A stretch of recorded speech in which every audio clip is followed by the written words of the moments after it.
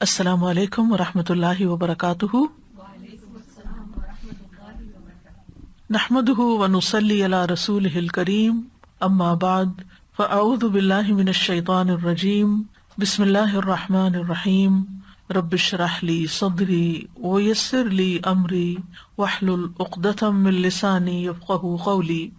وَإِذَا سَأَلَكَ عِبَادِي عَنِّي فَإِنِّي قَرِيبٌ أُجِيبُ دَعْوَةَ الدَّاعِ إِذَا دَعَانِ فَلْيَسْتَجِيبُوا لِي وَلْيُؤْمِنُوا بِي لَعَلَّهُمْ يَرْشُدُونَ۔ اور جب میرے بندے آپ سے میرے بارے میں سوال کریں تو کہہ دیجئے بے شک میں قریب ہوں، میں پکارنے والے کی پکار کا جواب دیتا ہوں۔ جب وہ مجھے پکارے تو ان کو چاہیے کہ یہ میرا حکم مانے اور مجھ پر ایمان رکھے تاکہ وہ ہدایت پائیں۔ فَاسْتَغْفِرُوهُ ثُمَّ تُوبُوا إِلَيْهِ إِنَّ رَبِّي قَرِيبٌ مُجِيبٌ۔ سو اس سے بخشش مانگو، پھر اس کی طرف پلٹ آؤ، یقیناً میرا رب قریب ہے، قبول کرنے والا ہے۔ الحمد للہ المحمود بجمیع المحامد تعظیما وتشریفا وثناء، المتصف بصفات الکمال عزتا وقوة وکبریاء، وبہ نؤمل دفع الکروب شدتا وبلاء۔ ہر قسم کی حمد اللہ کے لیے ہے جو تعظیم بجا لانے اور شرف بخشنے اور تعریف کے اعتبار سے تمام تعریفوں کے ساتھ تعریف کیا ہوا ہے، جو غلبے، قوت اور بڑائی کی صفات کمال کے ساتھ متصف ہے، اور ہم اسی سے سختیوں اور آزمائشوں کی مصیبت کے چھٹ جانے میں اپنی آرزوئیں وابستہ کرتے ہیں۔ دعا مانگنے سے پہلے اللہ کی حمد و ثنا کرنی چاہیے، اور اس کی دلیل ہمیں انبیاء علیہم السلام کی دعاؤں میں بھی ملتی ہے۔ وہ دعا جس کے ذریعے یونس علیہ السلام نے اللہ سے مدد چاہی اور مشکل سے نکلے، اس میں بھی اللہ کی تعریف تھی، لا الہ الا انت سبحانک۔ وہ دعا جس کے ذریعے ابراہیم علیہ السلام آگ سے صحیح سلامت نکلے، اس کے اندر بھی اللہ کی تعریف تھی، حسبی اللہ و نعم الوکیل، نعم الوکیل، کتنا اچھا کارساز ہے اللہ کی تعریف۔ وہ دعا جو نبی صلی اللہ علیہ وسلم تکلیف کے موقع پر مانگا کرتے تھے، اس میں بھی اللہ کی تعریف ہوتی تھی، لا الہ الا اللہ العظیم الحلیم، لا الہ الا اللہ رب السماوات والارض ورب العرش العظیم۔ تو ہمیں زندگی میں یہ اصول بنا لینا چاہیے کہ جب بھی ہم دعا کریں، اور خاص طور پر وہ دعائیں جن کے قبول ہونے کے لیے ہم بہت ڈیسپریٹ ہوتے ہیں، تو سب سے پہلے اللہ سبحانہ تعالیٰ کی تعریف کے کلمات کہیں، اللہ سبحانہ تعالیٰ کے خوبصورت ناموں کے ساتھ اللہ کو پکاریں، اور پھر اس کے بعد دعا مانگیں۔ اور دوسری چیز درود شریف، اللہم صلی علی محمد وعلی آل محمد کما صلیت علی ابراہیم وعلی آل ابراہیم انک حمید مجید، اللہم بارک علی محمد وعلی آل محمد کما بارکت علی ابراہیم وعلی آل ابراہیم انک حمید مجید۔ پروگرام قریب و مجیب کے سلسلے میں آج ہم دشمن سے حفاظت کی دعاؤں کے بارے میں پڑھیں گے۔ دشمن سے حفاظت، تو سب سے پہلی دعا سورۃ الممتحنہ کی دعا ہے جو ابراہیم علیہ السلام نے مانگی۔ ارشاد باری تعالیٰ ہے، ربنا عليك توكلنا وإليك أنبنا وإليك المصير ربنا لا تجعلنا فتنة للذين كفروا واغفر لنا ربنا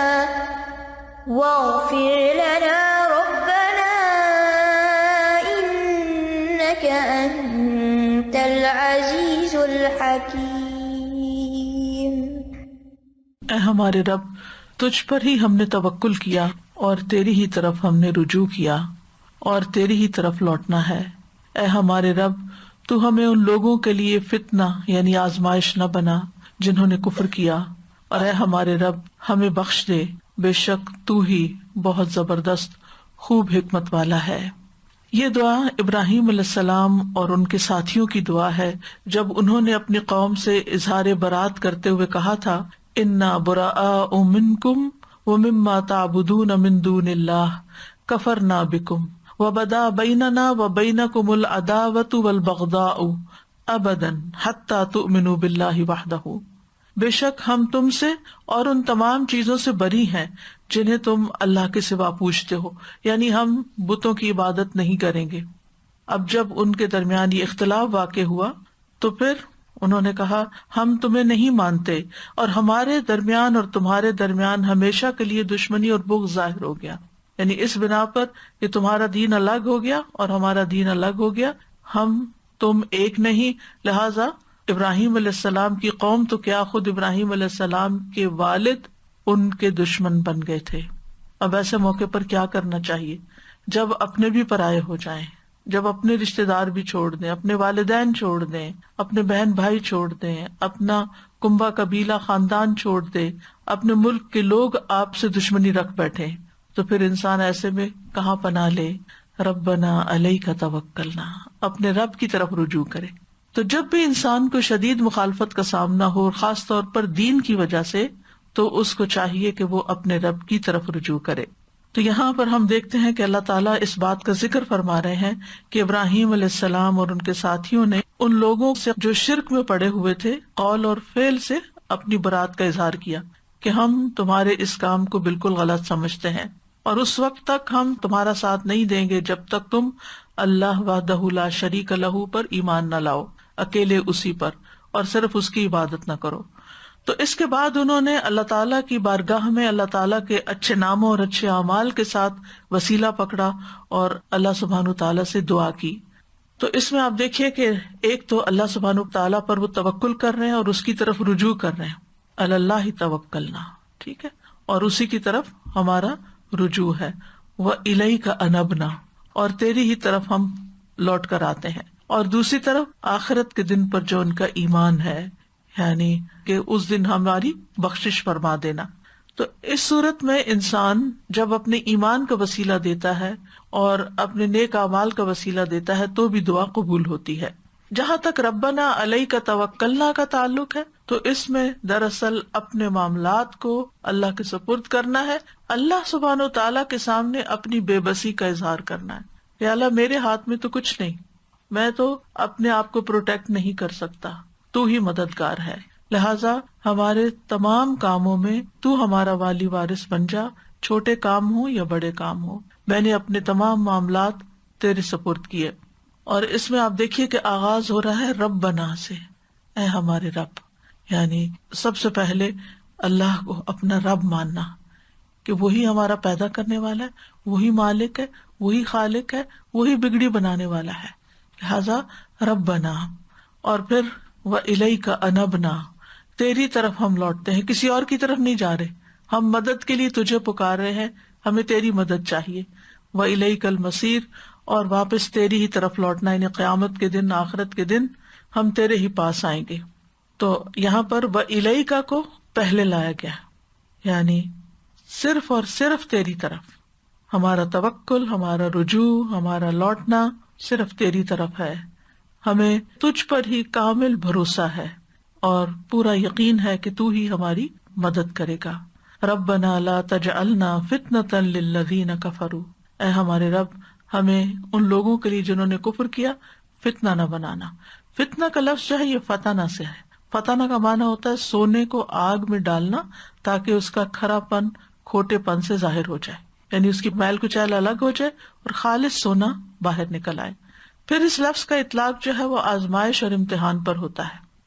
قرآن مجید میں فتنہ کئی معنوں میں استعمال ہوا ہے، فتنہ عذاب یا سزا کے معنوں میں بھی آیا ہے، اور مجاہد کہتے ہیں کہ اگر یہاں اس سے مراد عذاب ہو تو مطلب یہ ہے کہ اے اللہ ان کافروں کے ہاتھوں سے ہمیں عذاب نہ دینا اور نہ اپنی طرف سے عذاب دینا، ورنہ لوگ کیا کہیں گے کہ اگر یہ لوگ حق پر ہوتے تو باطل پرست ان پر غالب نہ آتے، اور اگر یہ لوگ سچے ہوتے تو اللہ کی طرف سے ان پہ عذاب نہ آتا۔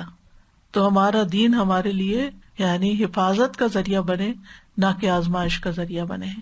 فتنے کا ایک معنی غلبہ بھی ہے۔ قتادہ کہتے ہیں کہ ابراہیم علیہ السلام نے دعا مانگی کہ اے اللہ تو ان کو ہم پر غلبہ عطا نہ کرنا، کیونکہ وہ تعداد میں بہت زیادہ تھے، پوری قوم ایک طرف تھی اور یہ 2-3 لوگ ایک طرف تھے، کہ یہ ہم پر غالب نہ آ جائیں۔ اور ویسے بھی جو میجورٹی ہوتی ہے وہ اتھارٹی خود بخود ہی بن جاتی ہے، لوگ عام طور پر پھر اسی کی طرف چل پڑتے ہیں کہ اتنے سارے لوگ بے وقوف ہو گئے ہیں، کیا وہ غلط کہتے ہیں، لہٰذا وہ ان کی طرف راغب ہو جاتے ہیں۔ تو یا رب ان کو ہمارے اوپر غالب نہ کرنا، ورنہ لوگ سمجھیں گے کہ یہی حق پر ہے۔ تو یہ دونوں معنی یہاں پر لیے جا سکتے ہیں۔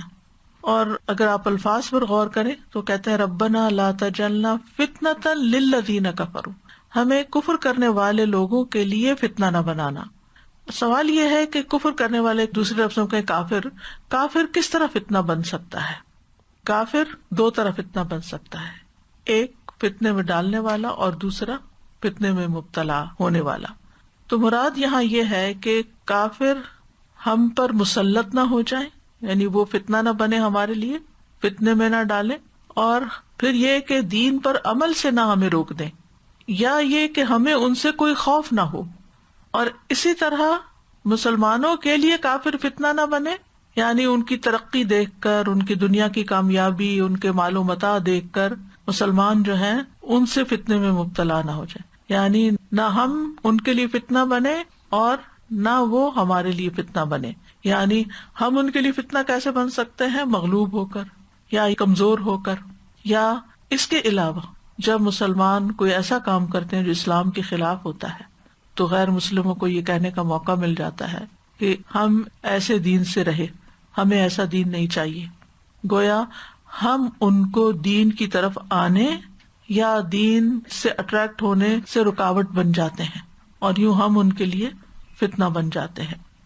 نبی صلی اللہ علیہ وسلم نے بھی ایک دعا مانگی ہے، وَلَا تَجْعَلْ مُصِيبَتَنَا فِي دِينِنَا وَلَا تَجْعَلِ الدُّنْيَا أَكْبَرَ هَمِّنَا، کہ اے اللہ ہمیں ہمارے دین میں کوئی مصیبت نہ دینا، یعنی دین ہمارے لیے مصیبت نہ بنے اور ہم دین کے لیے ایسی مصیبت نہ بنے کہ لوگ دین کی طرف نہ آئیں ہماری بدعمالیوں کی وجہ سے۔ اور ویسے بھی آپ دیکھیں کہ وَالْفِتْنَةُ أَكْبَرُ مِنَ الْقَتْلِ، فتنہ جو ہوتا ہے وہ قتل سے بھی بڑی چیز ہے۔ ایک اور جگہ آتا ہے وَالْفِتْنَةُ أَشَدُّ مِنَ الْقَتْلِ، فتنہ قتل سے بھی زیادہ سخت چیز ہے۔ وَاغْفِرْ لَنَا رَبَّنَا، اے ہمارے رب ہمیں بخش دے، یعنی ہم نے جو غلط کام کیے ہیں ان پر ہماری بخشش فرما، یعنی ہم اپنی طرف سے دین پر چل رہے ہیں لیکن پھر بھی غلطیاں ہو رہی ہیں تو ہمیں معاف کر دے، اور ہماری غلطیوں کی وجہ سے ہم کو سزا نہ دینا، نہ دنیا میں نہ آخرت میں، اور ہمارے گناہوں پر پردہ ڈال دے۔ یعنی کہ غفارہ کا مطلب ہوتا ہے ڈھانک دینا، یعنی ہمارے عیب چھپا دے، وہ عیب کہ جو دوسروں کے لیے فتنہ بن سکتے ہیں اور دوسرے ہماری وجہ سے دین کی طرف آنے سے رک سکتے ہیں۔ اور اس میں آپ دیکھیے کہ اس دعا میں بار بار ربنا کی تکرار ہو رہی ہے، کہ اس سے انسان کے دل کو ایک سکون ملتا ہے۔ یعنی جب انسان اللہ تعالیٰ کو پکارتا ہے اور اللہ کے ناموں کے ساتھ پکارتا ہے تو یہ پکارنا بھی اس کے لیے سکون کا باعث بنتا ہے، اور اسی طرح انسان بار بار اپنی عاجزی کا بھی اظہار کرتا ہے، یا اللہ ہم کچھ نہیں، تو ہی ہمارا رب ہے، تو ہی ہمارے لیے راستہ نکالے گا۔ انک انت العزیز الحکیم، بے شک تو غالب ہے، حکمت والا ہے۔ یعنی ہم تجھ سے کیوں مانگتے ہیں؟ کیونکہ تو ایسی ہستی ہے جسے کوئی شکست نہیں دے سکتا، تو ہی سب پر اوور پاور کرتا ہے اور کوئی تجھے ہرا نہیں سکتا، کوئی تجھ سے جیت نہیں سکتا۔ اور الحکیم، تیرے سارے فیصلے حکمت پر مبنی ہیں، تو جو کچھ کرتا ہے وہ بالکل درست کرتا ہے، اس لیے ہم تیری ہی طرف رجوع کرتے ہیں۔ تو یہاں اللہ تعالیٰ کے غلبے کو حکمت کے ساتھ ملا کر بیان کیا گیا ہے کہ بعض اوقات کسی کے پاس طاقت ہوتی ہے، غلبہ ہوتا ہے اور وہ اس کو مس یوز کرتا ہے، لیکن اللہ سبحانہ تعالیٰ ایسا نہیں کرتا، وہ اپنے قوت کو، قدرت کو، طاقت کو، قضاء و قدر، ہر چیز کو حکمت کے ساتھ بندوں پر نافذ کرتا ہے۔ تو اس دعا کے اندر بہت سی سیکھنے کی باتیں ہیں۔ پہلی بات یہ کہ مشکل وقت میں اللہ سبحانہ تعالیٰ ہی کی طرف رجوع کرنا چاہیے۔ جب دنیا والے حالات تنگ کر دیں، زندگی تنگ کر دیں، اور آپ کو اپنے آس پاس کوئی مددگار نظر نہ آتا ہو، آپ تنہا ہو اپنی سوچ میں، اپنے خیال میں، اپنے کام میں، یا غموں کا آپ کے اوپر طوفان آ جائے، یا کسی بھی طرح آپ اپنے آپ کو تنہا یا مصیبت زدہ سمجھے تو رب کی طرف رجوع کریں، خصوصاً جب دشمن آپ پر غالب آنے لگے، جو آپ کے مخالف ہیں، جو آپ کے حاسد ہیں، جو آپ کے لیے برا چاہتے ہیں، جب وہ آپ کے اوپر چھانے لگے تو پھر آپ یہی دعا پڑھیں۔ پھر دوسرا یہ کہ جب دعا کریں تو اپنے نیک اعمال کو وسیلہ بنائیں، کیونکہ یہ دعاؤں کی قبولیت کا باعث بنتا ہے۔ اور دعا کی مناسبت سے اللہ تعالیٰ کے اسماء حسنی کا ذکر کریں، یعنی اگر کوئی راستہ نہیں کھل رہا تو آپ یا فتاح، اے کھولنے والے۔ اسی طرح اگر رزق کی تنگی ہے تو یا رزاق۔ اسی طرح باقی جو اللہ تعالیٰ کے نام ہیں وہ حسب ضرورت، حسب موقع ان کے ساتھ اللہ تعالیٰ کو پکارا جا سکتا ہے۔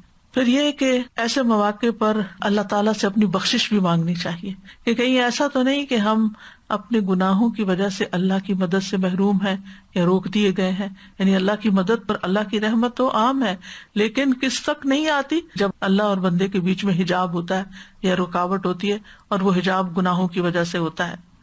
پھر اسی طرح یہ ہے کہ دعا میں سب سے اہم مقصد جو ہو اس کو پہلے بیان کرنا چاہیے، یعنی جیسے انہوں نے فساد پھیلانے والے لوگوں کے مقابلے میں اپنی حفاظت، نجات اور اپنے دین کی حفاظت کی دعا کی، اور پھر یہ کہ دعا میں بار بار اللہ تعالیٰ کی صفت ربوبیت کی تکرار بھی کی جا سکتی ہے، یعنی بار بار یا رب، ربنا، ربی، یعنی بار بار انسان دعا کے اندر، ہر بات کے اندر یا رب یا رب یا رب اس کی تکرار کرے، زیادہ دفعہ بھی اس کو پکارے۔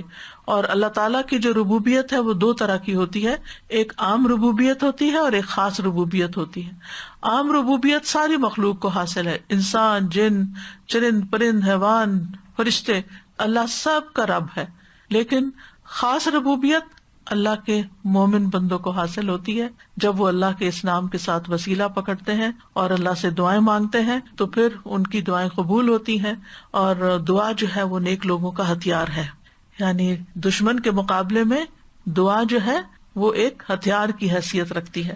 یعنی جب آپ کے پاس کسی کا مقابلہ کرنے کے لیے کچھ بھی نہیں، آپ خالی ہاتھ ہیں، آپ کمزور ہیں، دعا آپ کو سب سے زیادہ اسٹرینتھ دیتی ہے، آپ کے اندر قوت پیدا کرتی ہے۔ اور دعا کرتے ہوئے انسان کو وجہ بھی بتانی چاہیے کہ اللہ تعالیٰ میں آپ سے کیوں مانگ رہا ہوں۔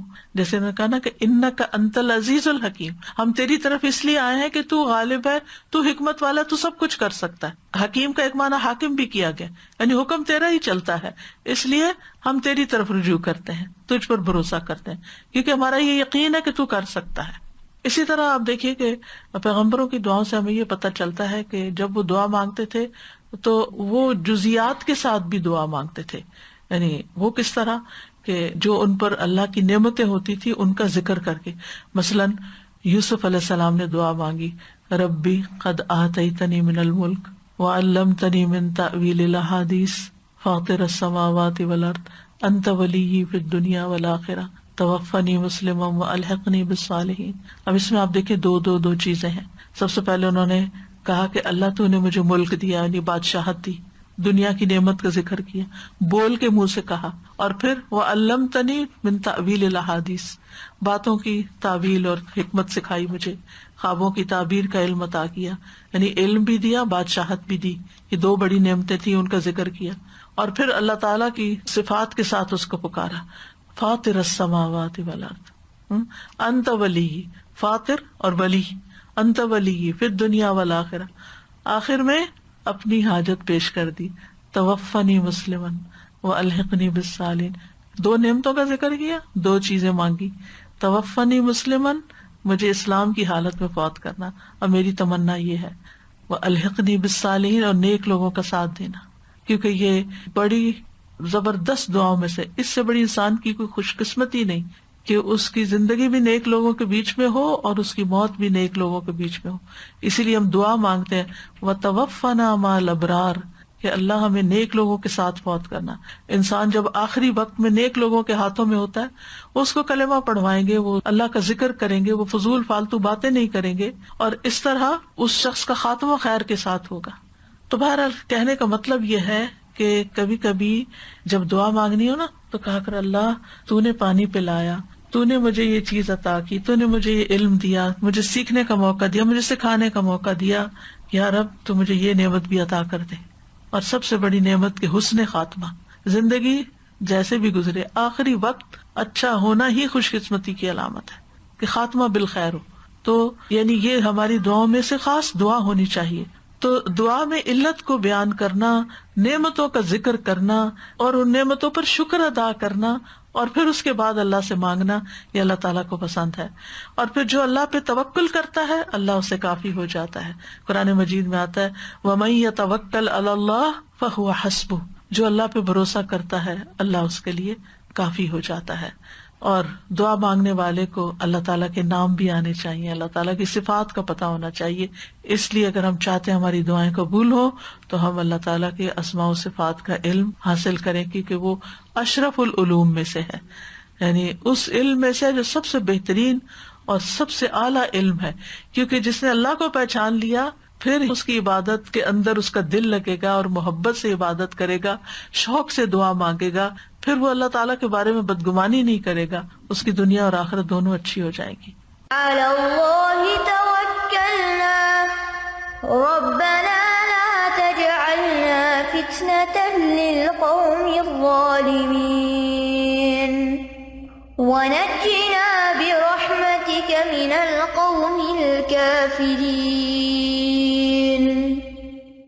تو انہوں نے کہا اللہ ہی پر ہم نے توکل کیا، اے ہمارے رب تو ہمیں ان ظالم لوگوں کے لیے فتنہ نہ بنا، اور تو ہمیں اپنی رحمت کے ساتھ کافر قوم سے نجات دے. یہ دعائیں موسیٰ علیہ السلام اور ان کی قوم کے نوجوانوں کی ہیں جو موسیٰ علیہ السلام پر ایمان لائے تھے. اللہ تعالیٰ نے موسیٰ علیہ السلام کو واضح نشانیاں دے کر فرعون اور اس کی قوم کی طرف بھیجا تھا جو بنی اسرائیل پر بہت ظلم و ستم کر رہے تھے. لیکن موسیٰ علیہ السلام کے واضح معجزات، چمکتا ہاتھ، عصا کا اژدہا بن جانا اور دیگر معجزات دیکھ کر بھی، اور پھر خاص طور پر جادوگروں کی شکست کھانے کے باوجود وہ ایمان نہیں لائے، یعنی فرعون اور اس کے سردار جو تھے، سوائے اس کی قوم کے چند نوجوان لوگوں کے. اور دوسری طرف فرعون کا ظلم اور بڑھ گیا، بجائے اس کے کہ وہ معجزے دیکھ کر ایمان لے آتا اور زیادہ ظالم بن گیا. تو بنی اسرائیل نے موسیٰ علیہ السلام سے شکوہ کیا کہ آپ کے آنے سے پہلے بھی ہمیں اذیتیں دی گئیں، ہم سمجھتے تھے کہ آپ آئے ہیں اب ہماری نجات ہوگی، اب پھر ہمارے اوپر فتنہ آ گیا ہے، مصیبت آ گئی ہے. تو موسیٰ علیہ السلام نے ان کو صبر اور توکل کی تلقین کی کہ اگر تم واقعی مسلمان ہو اور تمہارا یہ دعویٰ ہے کہ تم اللہ پہ ایمان رکھتے ہو تو پھر اسی پہ بھروسہ کرو، وہ ضرور تمہیں نجات عطا کرے گا.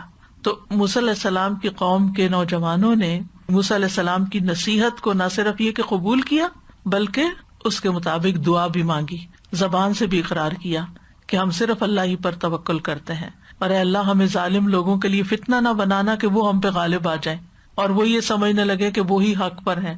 کیونکہ ظالم دشمن جب غالب آتا ہے تو وہ اپنے آپ کو جسٹیفائی کر لیتا، اپنی کامیابی کو وجہ سمجھتا ہے اپنے حق پر ہونے کی، ٹھیک ہے، کہ میں ہی حق پر ہوں.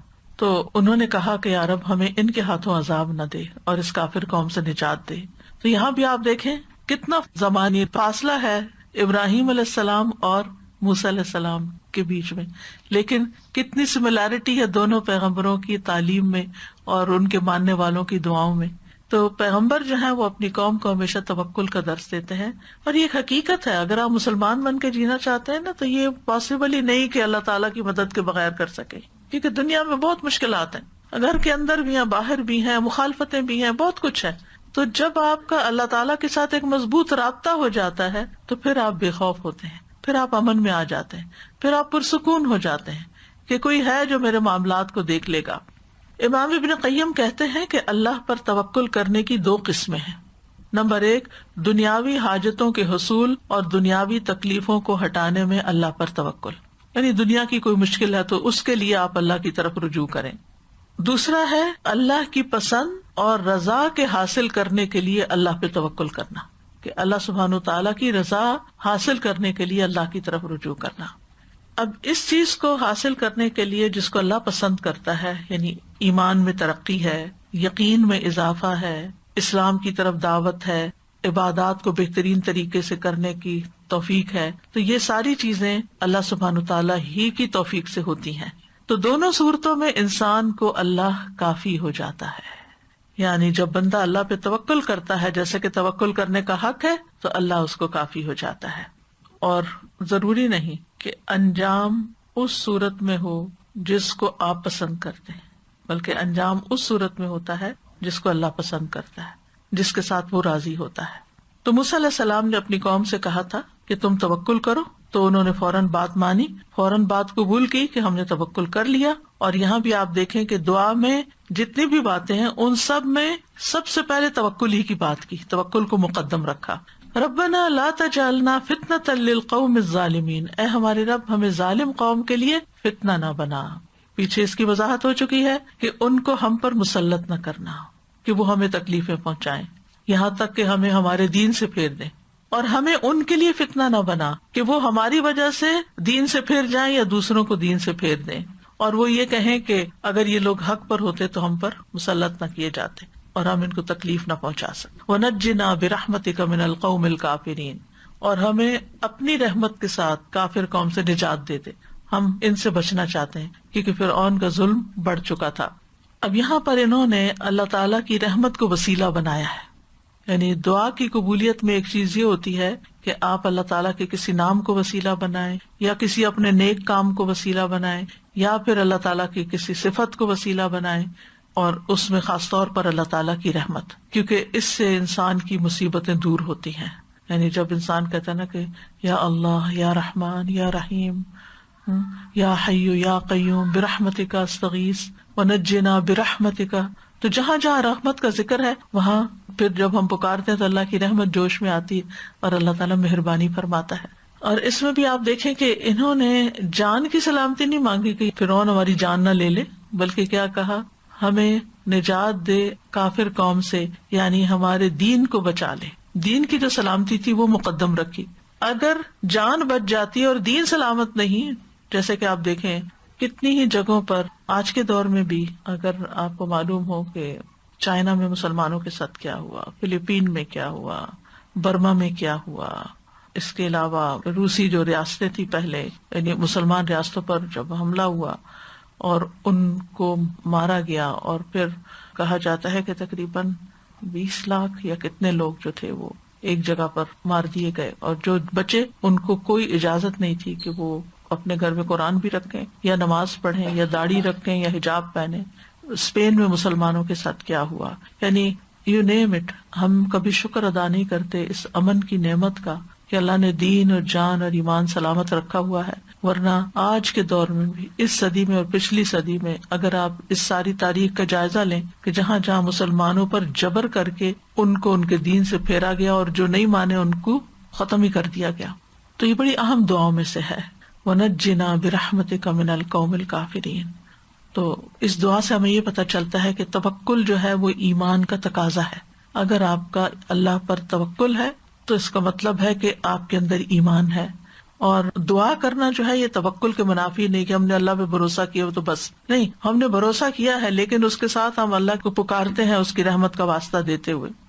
اور دعا میں جب ہم کہتے ہیں کہ اللہ ہی توکلنا، اللہ پر ہم نے توکل کیا، تو یہ توکل کرنا ایک دل کی عبادت ہے، یہ عبادت کا ایک وسیلہ دے رہے ہیں کہ اللہ چونکہ ہم نے تجھ پہ توکل کیا ہے لہٰذا تو ہمیں دشمنوں سے نجات دے۔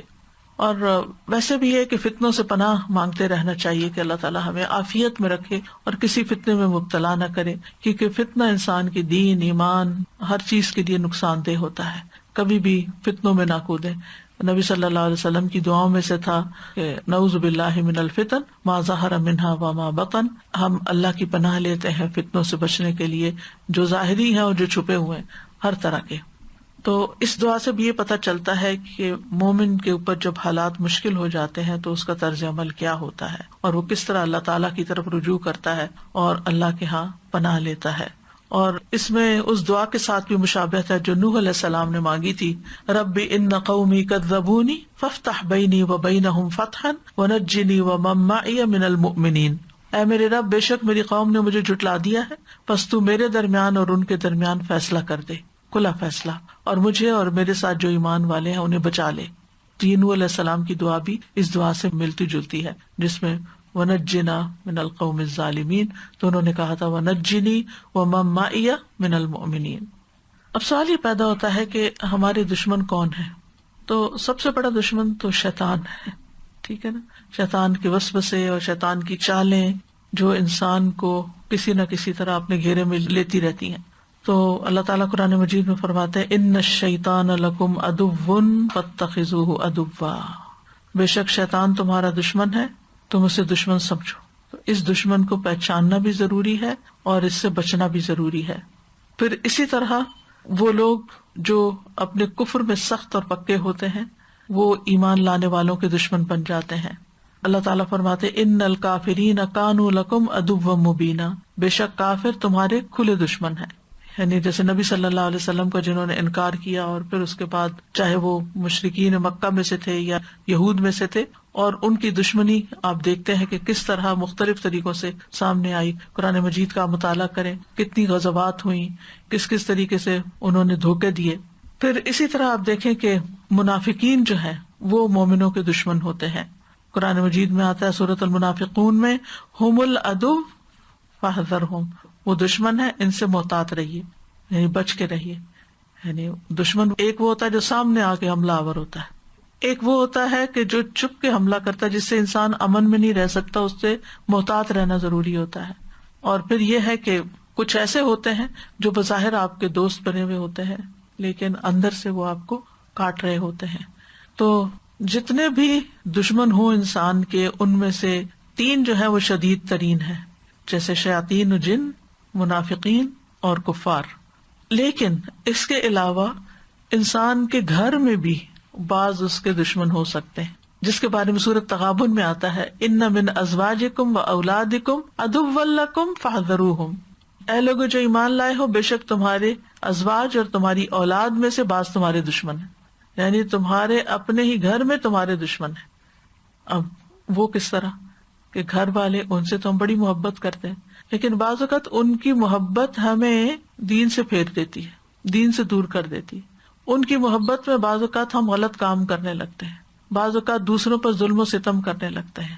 ایک چھوٹی سی مثال ہے، بہت چھوٹی، کہ جیسے ساس بہو کے جھگڑے میں چاہے بہو کا قصور ہو یا نہ ہو، اسی کو قصوروار بنا دیا جاتا ہے، اور بیٹا چاہے ظالم ہو، چونکہ بیٹا ہے، اپنا ہے، لہٰذا غیر منصفانہ طور پر لوگ اس کا ساتھ دیتے ہیں. اب ویسے تو آپ بڑی اپنی محبت کا اظہار کر رہے ہیں، لیکن آپ ایک غلط کام میں غلط چیز کا ساتھ دے رہے ہیں، اپنی عاقبت برباد کر رہے ہیں. پھر اسی طرح آپ دیکھیے کہ بعض اوقات انسان ان کے آرام، آسائش اور ان کے دنیاوی خواہشات کو پورا کرنے کے لیے حرام حلال میں تمیز نہیں کرتا، اور اس طرح وہ ہمارے نجات کا سبب بننے کے بجائے الٹا مصیبت کا سبب بنتا ہے. ناجائز کاموں کا انسان ارتکاب کر لیتا ہے. اور اسی طرح ازواج بھی بعض اوقات، یعنی کچھ شوہر رشوت نہیں لینا چاہتے یا غلط کام نہیں کرنا چاہتے، لیکن بیویوں کے مطالبات ایسے ہوتے ہیں کہ جس میں انہیں مجبور ہو کر پھر حرام کی طرف قدم اٹھانا پڑتا ہے. اور بھی بہت سی چیزیں ہو سکتی ہیں. بہرحال جو دشمن سخت ترین دشمن ہیں اور جن سے ہر حال میں بچنا چاہیے، جس میں شیاطین جن و انس ہیں، اور ایسے لوگ جو آپ کے دین کے دشمن ہیں، اور ایسے جو اوپر سے تو آپ کے ساتھ ہیں مگر اندر سے آپ کے جاسوس ہیں یا منافق ہیں یا اندر سے وہ مخلص نہیں ہے.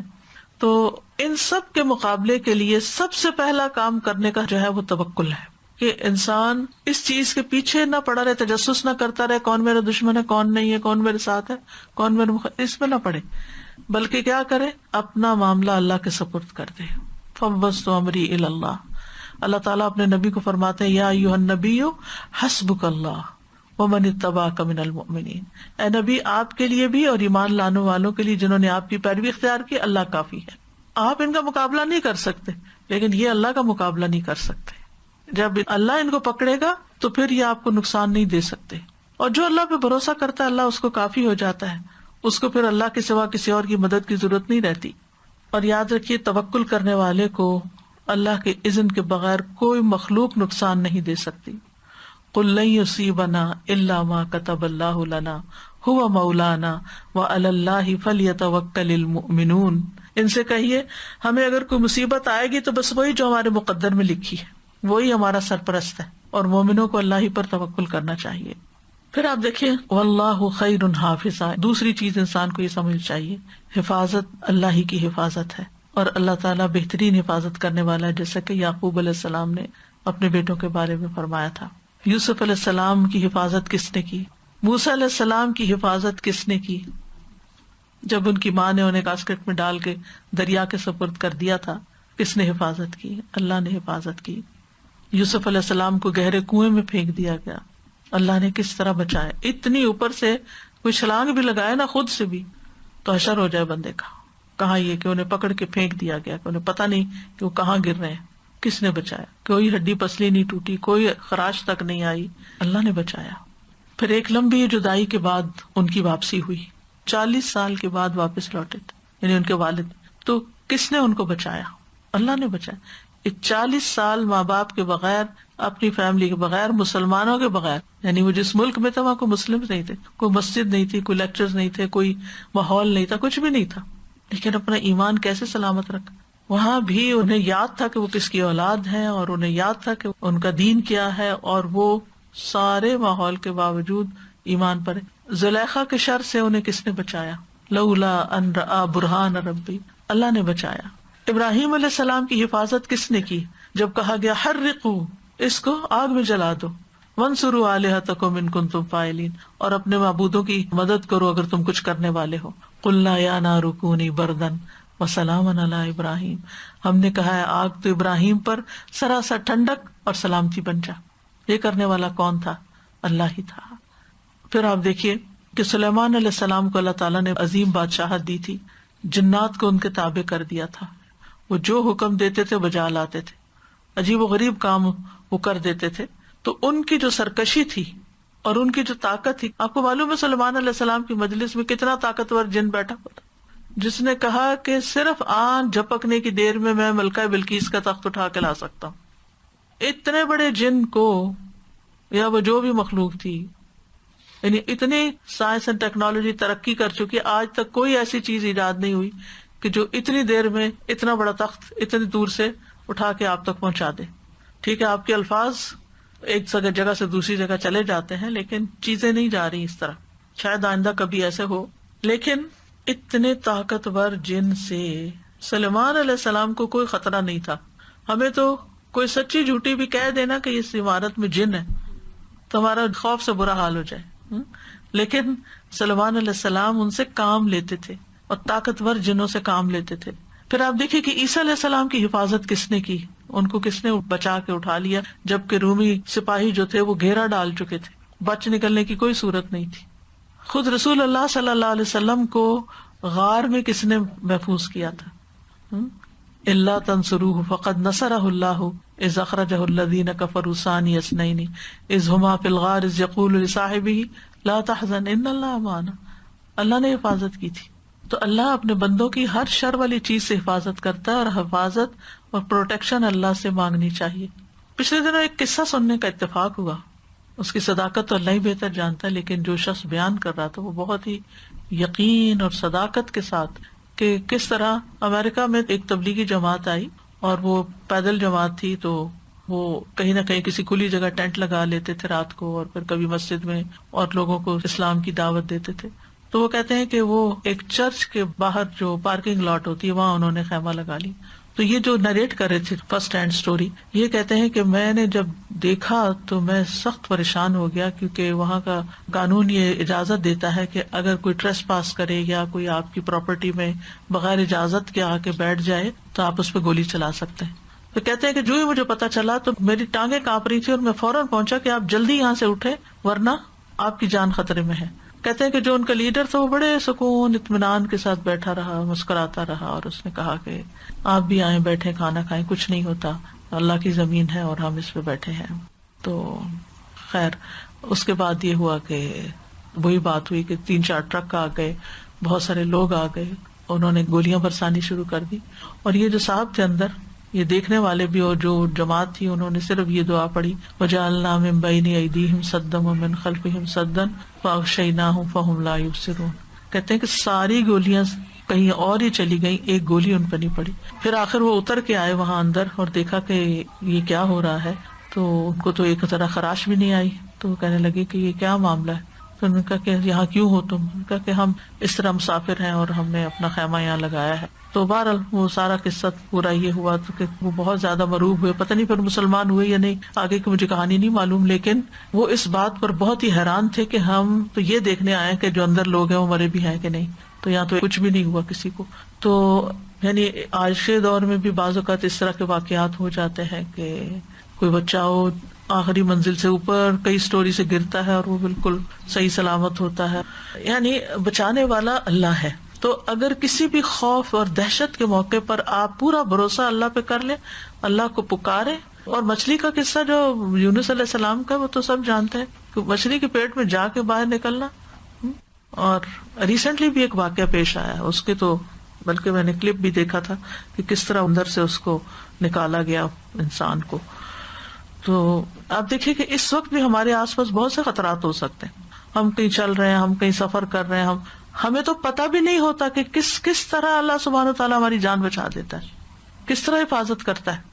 جب ہم سو جاتے ہیں ہمیں کچھ پتا ہوتا ہے ہمارے پاس کون سا کیڑا مکوڑا چل رہا ہے, لیکن کس طرح ایک نظام کے تحت اس نے ہمارے کانوں کو پروٹیکٹ کیا ہوا ہے کہ اندر جو ویکس ہے وہ اتنی کڑوی ہے کہ کوئی کیڑا مکوڑا اندر جانے کی ہمت نہیں کرتا. اس کو دور سے ایسی اسمیل آتی ہے کہ وہ اندر نہیں گھستے سوائے وہ کن کھجور کے. لیکن عمومی طور پر آپ دیکھتے اسی طرح باقی بھی جنات ہیں, حیوانات ہیں. ہم لوگ تو یہاں بہت ایک پروٹیکٹڈ قسم کے ماحول میں رہتے ہیں, لیکن بہت سے لوگ زمین پہ سوتے ہیں, ان کے پاس چھت نہیں ہوتی, جھگیوں میں سو رہے ہوتے ہیں. یعنی کسی کتے بلی کسی وحشی جانور کے آنے سے کوئی چیز روکنے والا دروازہ بھی نہیں ہوتا. جھگیاں ایسی ہوتی ہیں کہ کپڑا ڈالا ہوا ہوتا ہے سامنے, کوئی چیز پروٹیکٹ نہیں کرتی, لیکن اللہ تعالیٰ بچاتا ہے. تو اللہ سبحانہ و تعالیٰ ہی کی حفاظت ہوتی ہے. لہٰذا جتنے بھی مختلف طرح کے ہمارے دل میں خوف ہے نا وہ نکال دینے چاہیے. یہ کہنا چاہیے اللہ میرا تجھ پر بھروسہ, اور اللہ خیر حافظہ, اللہ ہی بہترین حفاظت کرنے والا ہے. لا تحزن ان اللہ معنا, اللہ ہمارے ساتھ ہے. یعنی بعض اوقات ہوتا ہے نا کسی کو گھبراہٹ ہوتی ہے, انگزائٹی شروع ہو جاتی ہے, پریشانی شروع ہو جاتی ہے کہ معلوم نہیں اب کیا ہو جائے گا, اب تو میں زندہ نہیں بچ سکتا. لیکن اگر زندگی ہے تو وہ بچا لے گا, اور اگر زندگی نہیں تو کوئی بچا نہیں سکتا. بعض لوگوں کو سانپ کاٹ جاتا ہے اور وہ نہیں مرتے کیونکہ اللہ بچاتا ہے, ابھی زندگی ہے.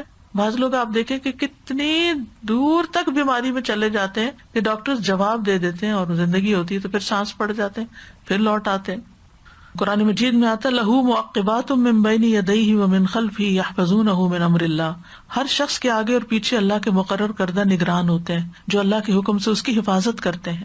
مجاہد کہتے ہیں کہ ہر انسان پر ایک فرشتہ مقرر ہے جو نیند کی حالت میں اور جاگتے ہوئے اس کی جنات, انسانوں اور کیڑے مکوڑوں سے حفاظت کرتا ہے, سوائے اس چیز کے جس کی اللہ نے اجازت دی تو وہ پہنچ کے رہتی ہے.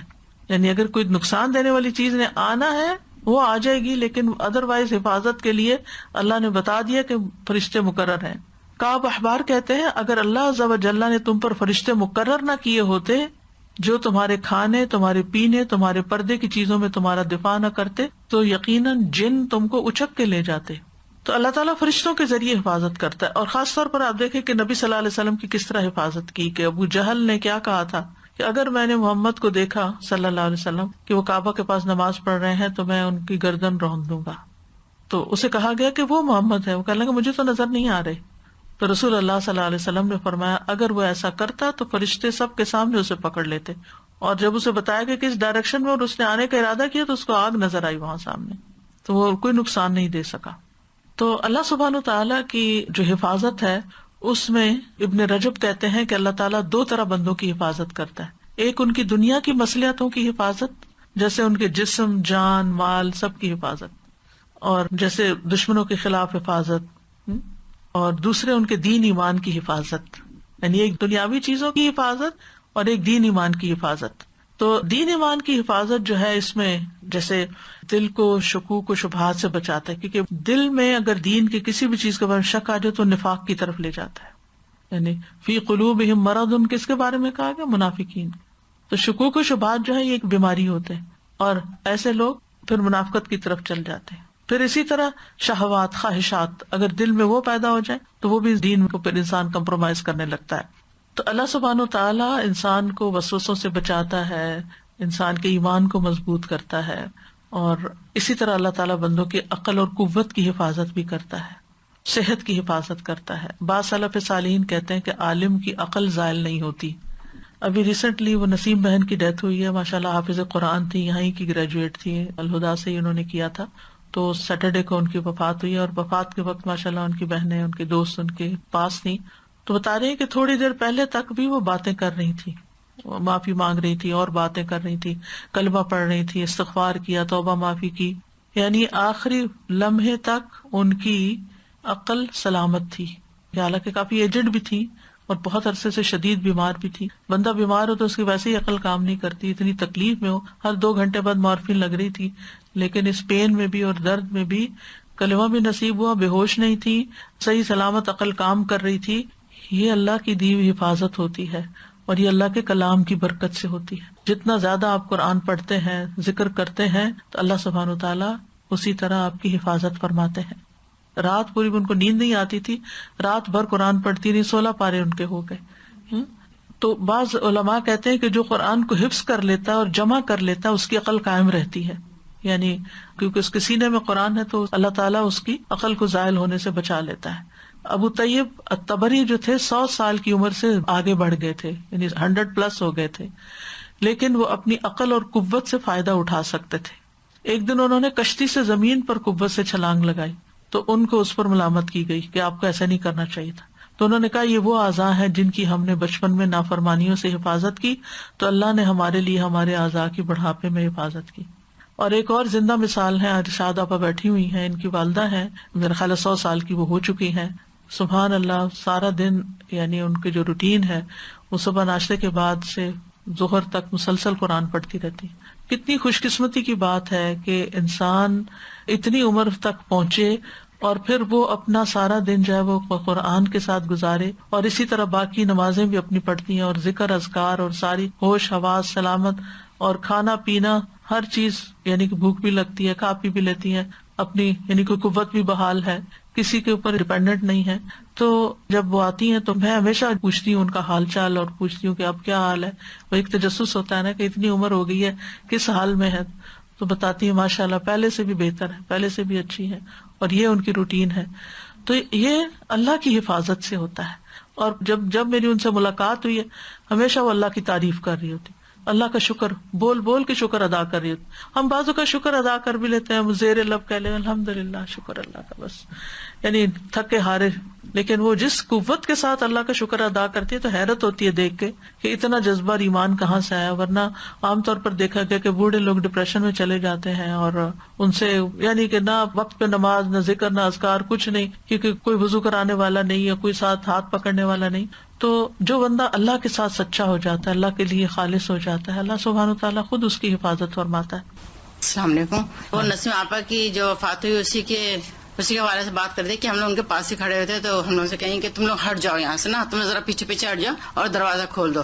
تو مطلب ان کو فرشتے نظر آ رہے تھے، یہ کیا تھا، اور ہم لوگ حیران ہو کے کہتے کہ کون سے دروازہ کھولنے کی بات کر رہی ہیں نا، تو لیکن تم لوگ ہٹو، آگے سے ہٹو اور دروازہ کھول دو، بس یہی بار بار کہہ رہی تھی. تو ہم لوگ وہاں سے ہٹ تو نہیں سکے، ان کے پاس ہی کھڑے تھے، ان کو پکڑ کے کھڑے ہوئے تھے. تو کہیں کہ مجھے وومیٹنگ ہو رہی ہے، ذرا مجھے وہاں پہ لے چلو. وہاں تک لے گئے، پھر آہستہ آہستہ بیٹھتی چلی گئی نیچے.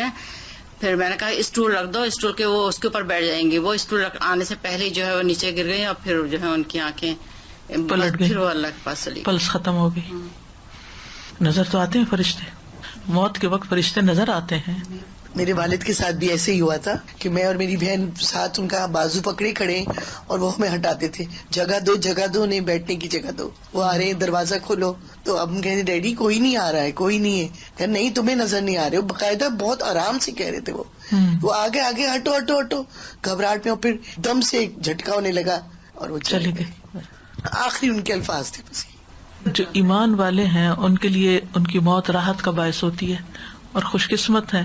لا يحزنهم الفزع الاکبر وتتلقاهم الملائکہ. فرشتے آ کے ملاقات کرتے ہیں ان کو، سلام کرتے ہیں ان کو، اور آہستگی سے پھر ان کی جان نکال کے لے جاتے ہیں. والناشطات نشطا والسابحات سبحا. اللہم اجعلنا منہم. میں سوچ رہی تھی کہ ہم سب جب اس طرح کی خاص طور پہ کوئی بات سنتے ہیں، قرآن کریم سے لوگوں کا گہرا تعلق، حفظ قرآن، یہ سب، تو دل چاہتا ہے کہ خود بھی ہم، اللہ تعالیٰ ہمیں ایسے لوگوں میں شامل کر لے. تو I just want to introduce ان تمام بہنوں کو جو شاید نئی بھی آج آئی ہیں یا ادروائز بھی، کہ الحمدللہ ہمارے پاس حفظ القرآن کے مواقع موجود ہیں. حفظ القرآن کے کورسز ہیں، full time, part time, once a week, twice a week, 4 days a week, جو آپ کی اویلیبلٹی ہے آپ اس کے ساتھ اس سے فائدہ اٹھا سکتے ہیں، تاکہ جو اس وقت فیلنگ ہماری ہے ہم اس کو واقعی کیپچر کریں، عمل میں لے نیت کر آئیں. لیں، اور نیت کم از کم اگر کوئی ایسے حالات ہیں کہ ابھی آپ کر نہیں سکتے کچھ، تو نیت ضرور کر لیں کہ یا اللہ موت آنے سے پہلے پہلے ہم بھی ایسے لوگوں میں شامل ہو جائیں جو آپ کا کلام حفظ کرتے ہیں. بالکل. اور یہ جیسے استاذہ جی آپ جب ذکر کر رہے تھے کہ فاللہ خیر حافظہ، اور بہت ساری اس طرح کی آیات جو ایسے مواقع پہ اپنے آپ کو یاد دلانے کی، تو میں سوچ رہی تھی کہ جب ہمارا قرآن کریم کی آیات سے، الفاظ سے ایسا تعلق ہوتا ہے نا، ہمیں اس کا میننگ اور اس کا کانٹیکسٹ معلوم ہے، تب وہ ہمارے لیے اسٹرینتھ بن جاتی ہے. اگر آپ ویسے کسی کو کہیں جو غم میں، اس کو کہیں لا تحزن ان اللہ معنا پڑھتے رہو، وہ شاید پڑھ لیں 1000 دفعہ لیکن ان کو اس کی فیلنگ نہیں آئے گی. تو اس فیلنگ کے لیے بھی آئی وانٹ ٹو انٹروڈیوس کہ الحمدللہ ہمارے پاس تعلیم القرآن کے مواقع موجود ہیں، نیا کورس تعلیم القرآن شروع ہونے والا ہے، بہت سارے مواقع موجود ہیں قرآن کریم سے جڑنے کے. تو پلیز آپ سب اس کو ایکسپلور کیجئے اور اپنے آپ کو کسی نہ کسی درجے پہ جو آپ کی اور اگر زندگی میں آپ خود پاسبل نہیں ہے. کر سکتے تو کسی نہ کسی اور کو انٹروڈیوس کیجیے، آپ کی وجہ سے جو خیر کی طرف آئے گا اس کا بھی اجر و ثواب آپ کو ملتا رہے گا انشاءاللہ. میں کہوں گی سادہ آپ نے کہا نا نیت کر لینی چاہیے کام کی. مجھے یاد ہے جب میں جاب کرتی تھی تو میں نے ایک دفعہ ایک لسٹ بنائی تھی کہ میں یہ کرنا چاہتی ہوں، میں قرآن کو تجوید سے پڑھنا چاہتی ہوں، میں اس کے معنی سمجھنا چاہتی ہوں، اور وہ لسٹ رکھی رہ گئی. کچھ عرصے کے بعد مجھے وہ لسٹ ملی تو الحمدللہ سبحانہ تعالیٰ میں ان میں سے آدھے کام خود ہی کر رہی تھی. مطلب اللہ نے کہا ہے نا کہ میری انگلی تھامو تو میں تمہارا ہاتھ پکڑ لوں گا. تو وہ میں نے محسوس کیا، اور جب آپ محسوس کرتے ہیں نا تو پھر آپ کی سمجھ کھلتی ہے اور پھر آپ کو ہدایت کی توفیق ملتی توفیق ہے. میں ملتی، یعنی جب آپ خالص ہوتے ہیں اور نیت کرتے ہیں تو اللہ سبحانہ وتعالیٰ پھر واقعی آپ ایک قدم چل کے جاتے ہیں اس کی طرف تو 10 قدم آپ کی طرف آتا ہے. اور پھر آپ دیکھیے کہ وہ حدیث بھی ہے نا، احفظ اللہ یحفظ کا، تم اللہ تعالیٰ کے احکامات کی حفاظت کرو، اللہ تمہاری حفاظت کرے گا. پھر اللہ نہ صرف بندے کی حفاظت کرتا ہے، اس کے مال اور اولاد کی بھی حفاظت کرتا ہے. جیسے سورۃ کہف میں آتا ہے نا، اما الجدار فکان لغلامین یتیمین فی المدینۃ وکان تحتہ کنز لہما وکان ابوہما صالحا. اور دیوار کی بات یہ ہے کہ وہ 2 یتیم لڑکوں کی تھی جو اس شہر میں رہتے تھے، اس دیوار کے نیچے ان کے لیے خزانہ دفن تھا اور ان کا باپ نیک آدمی تھا. تو خضر علیہ السلام نے وہ دیوار اس کے اوپر دوبارہ بنا دی جو گری ہوئی تھی کہ خزانہ ایکسپوز ہو جاتا کہ یہ بچے بڑے ہوں گے تو پھر اپنا خزانہ نکالیں گے. ابن عباس کہتے ہیں کہ ان یتیم بچوں کے والدین کے نیک ہونے کی وجہ سے ان کی حفاظت کی گئی تھی. محمد بن منقدر کہتے ہیں اللہ تعالیٰ بندے کی نیکی کی وجہ سے اس کے بچوں کی، بچوں کی اولاد کی، بچوں کی اولاد کی اور اس کے خاندان اور قبیلے کی حفاظت کرتا ہے. اتنی دور تک جاتی ہے نیکی، صرف اس بندے کی نہیں، بندے کی اپنی اولاد کی بھی، پھر آگے اس کی اولاد کی بھی، اور پھر اس کے آس پاس کے لوگوں کی بھی، ان کی بھی حفاظت ہوتی ہے. جب تک وہ انسان زندہ رہتا ہے وہ سب لوگ اللہ کی حفاظت میں ہوتے ہیں. نیکی کی اپنی ایک خوشبو ہوتی ہے، نیکی کا اپنا ایک فائدہ ہوتا ہے، ایک برکت ہوتی ہے، کوئی معمولی چیز نہیں ہے. اور اللہ تعالیٰ کی حفاظت جن اعمال سے ملتی ہے سب سے پہلے صبر اور تقویٰ. وَإِن تَصْبِرُوا وَتَتَّقُوا لَا يَضُرُّكُمْ كَيْدُهُمْ شَيْئًا. اگر تم صبر کرتے رہو گے اور اللہ کا تقویٰ اختیار کرو گے تو کہ ان کی چالیں تمہیں کوئی نقصان نہیں دیں گی. ان اللہ بما یعملون محیط. جو وہ کر رہے ہیں اللہ اس کو گھیرے ہوئے ہے، وہ تم تک نہیں پہنچیں گی چالیں. قتادہ کہتے ہیں جو اللہ سے ڈرتا ہے اللہ اس کو کافی ہو جاتا ہے. جس کا ساتھی اللہ ہو اس کے ساتھ ایسا لشکر ہوتا ہے جس کو شکست نہیں دی جا سکتی. اس کے ساتھ وہ پہرے دار ہے جو سوتا نہیں ہے، اس کے ساتھ وہ رہنمائی کرنے والا ہے کہ وہ بھٹکتا نہیں ہے. تو ہمیں دین کے احکامات کی حفاظت کرتے رہنا چاہیے تاکہ اللہ کی حفاظت ملے. بعض صالحین کہتے ہیں جب بھی آپ اپنے کسی عزیز، اپنے ساتھی یا اپنے بیٹے کو نصیحت کرنا چاہیں تو آپ ان سے کہیں آپ اللہ کی حفاظت کریں، اللہ آپ کی حفاظت کرے. یعنی آپ اپنی نمازوں کی حفاظت کریں، اپنے زکوٰۃ کے وقت کی، اپنی ذمہ داریوں کی، جو بھی اللہ کا حکم ہے ان چیزوں کی حفاظت کریں، اللہ آپ کی حفاظت کرے گا. پھر اللہ کی اطاعت سے حفاظت ملتی ہے. فضیل بن ایاز کہتے ہیں جب مجھ سے اللہ کی نافرمانی ہو جاتی ہے تو مجھے اپنی نافرمانی کے اثرات اپنی سواری کی عادت، اپنے خادم، اپنی بیوی، یہاں تک کہ گھر کے چوہوں سے پتہ چل جاتے ہیں. یعنی وہ ستانے لگتے ہیں. جب میں اللہ کی نافرمانی کرتا ہوں تو یہ سارے لوگ مجھے ستاتے ہیں. اس زمانے میں سواری بھی اونٹ گھوڑے وغیرہ پر ہوتی تھی، یعنی وہ بھی تنگ کرنے لگتا ہے. سلف صالحین میں سے کوئی ایک کہتے ہیں کہ جب ہم نے اللہ کی اطاعت کی تو سب کچھ ہمارے تابع کر دیا گیا، یہاں تک کہ جنگلوں میں موجود جنگلی جانور بھی. اور جب ہم نے نافرمانیاں کی تو اللہ نے ان کو ہم پر مسلط کر دیا، یہاں تک کہ وہ چوہے بھی ہم پہ مسلط ہو گئے جو بلوں میں تھے، وہ ہمیں تنگ کرنے لگے. تو اس میں سب سے پہلے اپنی نمازوں کی حفاظت کرنی چاہیے. نو میٹر وٹ اپنی نماز کو کمپرومائز نہیں کرنا چاہیے، اس کو ڈیلے نہیں کرنا چاہیے، اس کو اپنے وقت میں ادا کرنا چاہیے. رسول اللہ صلی اللہ علیہ وسلم نے فرمایا جس نے صبح کی نماز پڑھی وہ اللہ کے ذمے یعنی اللہ کی حفاظت میں ہے. ابن قیم کہتے ہیں نماز کا پڑھنا رزق کو کھینچ لاتا ہے، صحت کی حفاظت کرتا ہے، تکالیف کو دور بھگاتا ہے، بیماریوں کو بھگاتا ہے، دل کو تقویت دیتا ہے. نماز چہرے کو روشن بناتی ہے، نفس میں خوشی بھر دیتی ہے، سستی دور کر دیتی ہے، اعضاء کو متحرک کرتی ہے، بندے کی قوتوں کو مدد دیتی ہے. وہ لوگ جو کسی آفت، بیماری، آزمائش یا مصیبت میں مبتلا کیے جاتے ہیں تو ان میں سے جو نمازی ہوتا ہے اس کو کم تکلیف پہنچتی ہے اور اس کا انجام سلامتی والا ہوتا ہے. یعنی بعض اوقات تکلیف ایسی ہوتی ہے جو سب پر آتی ہے، آندھی ہے، بارش ہے، طوفان ہے یا کوئی بیماری ہے، کچھ بھی، لیکن وہ اس سے کم متاثر ہوتا ہے. دنیا کے شر کو بھی نماز سب سے زیادہ دور کرتی ہے، یعنی اس کی تاثیر عجیب ہے. اسی لیے نبی صلی اللہ علیہ وسلم پر جب کوئی پریشانی آتی تو آپ سب سے پہلے کیا کرتے تھے؟ نماز کی طرف دوڑتے تھے، کیونکہ جتنا بندے کا اللہ سے تعلق ہوگا اتنا ہی انسان اپنے دشمن پہ قابو پا سکے گا. فاذکرونی اذکرکم وأوفوا بعہدی اوفی بعہدکم ان تنصروا اللہ ینصرکم.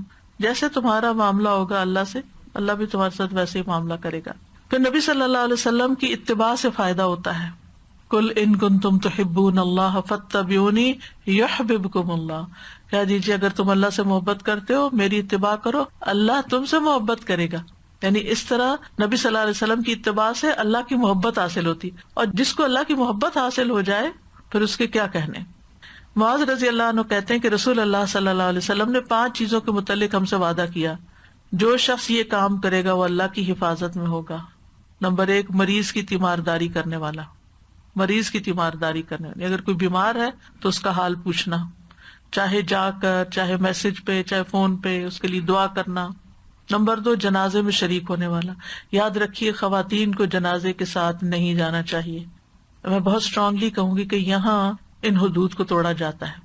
یعنی پاکستان وغیرہ میں تو انڈرسٹوڈ ہے کہ کوئی جنازے پہ نہیں جائے گا، لیکن افسوس یہ کہ یہاں خواتین قبرستان تک چلی جاتی ہیں، بعض اوقات گاڑی کا مسئلہ ہوتا ہے یا کوئی ریزن ہوتی ہے، پھر آگے بھی نکل جاتی.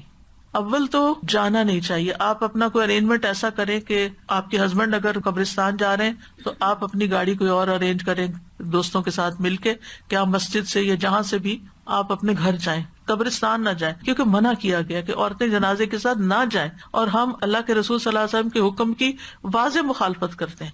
یہ نافرمانی جو ہے نا یہ درست نہیں ہے، اچھی نہیں ہے.